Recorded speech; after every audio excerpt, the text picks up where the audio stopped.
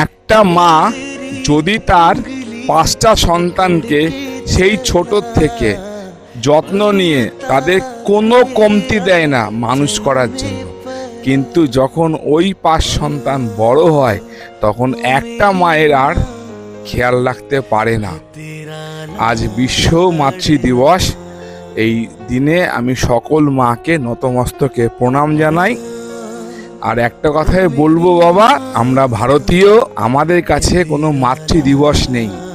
আমাদের কাছে 365 দিনই মাতৃ দিবস। আমি তোদের একটা কথাই বলি বাবা, তোরা মন্দিরের মাকে খুশি করিস না, বাড়ির মাকে খুশি কর, বাড়ির মায়ের পূজা কর, বাড়ির মায়ের খেয়াল কর। তোদের সমস্ত অ্যাস্ট্রোলজার, সমস্ত নেগেটিভিটি, সমস্ত পরাজয় সব জয়ে পরিণত হবে বাবা, ঠিক আছে?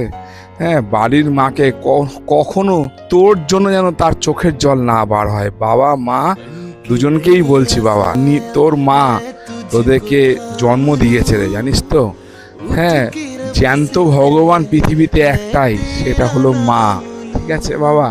মায়ের যত্ন নিস, মায়ের সেবা করিস, তবে তোদের জীবন সার্থক হবে বাবা।